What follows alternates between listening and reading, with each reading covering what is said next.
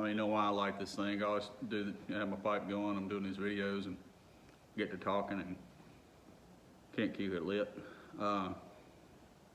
Anyway, I'm gonna make this kind of short and sweet because it's cold. It's about 34 degrees outside, but it is super windy. You may hear an awful ruckus from time to time. That wind gets to blowing in the back corner of this shop. Right before I came back from living overseas, a big old sweet gum limb fell in the shop and took out the back corner. And so it's repaired with some really thin tin, and it just gets to vibrating. So one of these days I'll get this new roof on the shop. Won't have that problem. Anyway, just real quick, some exciting stuff happening here. You know, nothing groundbreaking, but I'll say a few weeks back had an idea for an accessory for a tool, not necessarily a tool in and of itself, kind of an add-on. And so far it seems like it's got some legs to stand on.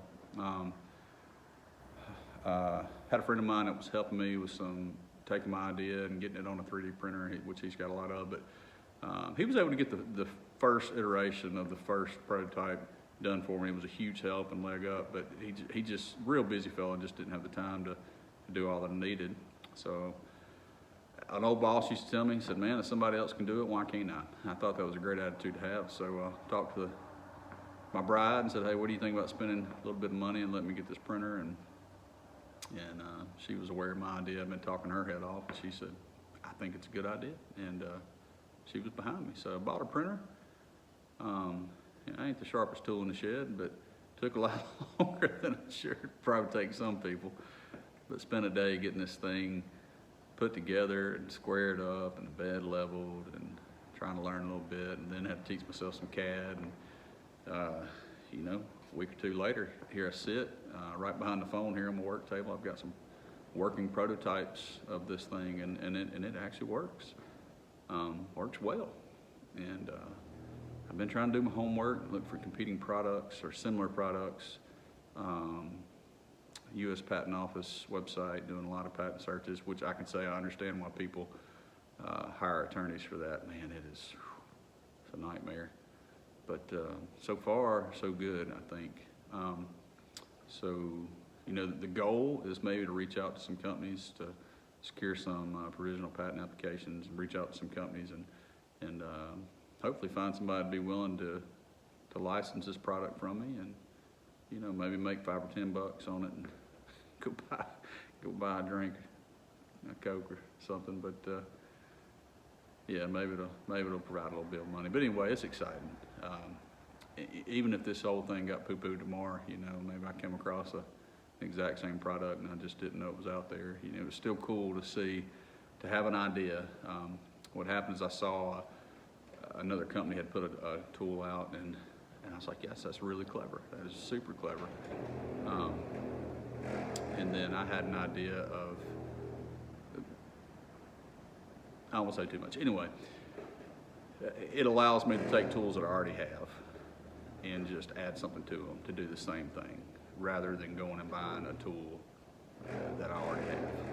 You know, so I don't know if y'all can hear that. It sounds terrible. Sounds like it's gonna blow off of here, but anywho, it's exciting, and I just want to encourage you guys that you know, if somebody else can do it, why can't you? Now, you know, don't go giving yourself a appendectomy or anything like that. Hire somebody to do your vasectomy and all that good stuff, but anything, you know, below that, maybe give it a shot. You might surprise yourself. And yeah, that's the news on the home front here. 3D print stuff, who would have thought that? Last thing is today, as I was working on this prototype, I needed a hammer to working on my anvil, on my vise there, trying to get some bends and some things, and my hammer was too big. All the other hammers have too big, and I came across this little guy right here, pretty small fella, and I can't quite make the name out. I'm gonna take a picture of it later and zoom in, but man, this thing was a bucket of rust and just had filth and oil, and it was bad shape. And this is my grandfather's little hammer. I don't recall him using this particular hammer. I don't know. Yeah, there's a lot of hammers in here, but it was really cool to get this thing cleaned up on the wire wheel and sand the handle down. Who knows how old this thing is, but get it cleaned up, put some Danish oil on it, and man, it did the trick. It was perfect for what I needed.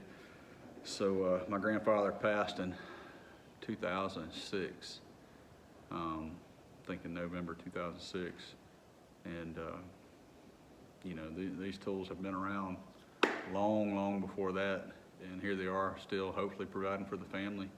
That's a cool feeling. There's a Japanese word, and I cannot remember it, I'd say it wrong anyway, but it deals with there's this idea that a person uses a tool for so long and puts so much of himself into his work that a part of himself imparts into the tool, and so this tool almost comes alive, right? Now, after living with the Haywa people in Papua New Guinea, it sounds very animistic, and it is in nature. Where I think for them, the original thought of that was like, you know, an actual spirit now lives in that tool, is imparted into that. And that's not what I'm talking about, but there's a sense of that, though. To know that my grandfather's hands held this, and my papa, I say my grandfather, we call him papa, was just the greatest man I ever knew. Hardest working man I ever knew. Loved his wife. Boy, he loved my mama. I mean, up until the day he died. They were just like little teenagers. And man, it's something else, you know, just to, not just to have it, but to use it. This was meant to be used, and it was used by him for, you know, probably decades. And here it is, all cleaned up, about good as new. And man, that's a cool feeling. Sitting in his shop that he built and welded with his own hands, with these tools, and that's a special thing. I hope, you know, one day my girls will hold on to my tools and use them, because they're learning to do stuff, you know. And maybe my grandsons and granddaughters, and maybe they'll look back and think that too. You know, my papa held this tool, and what a cool thing that would be. But anyway, every daggum time.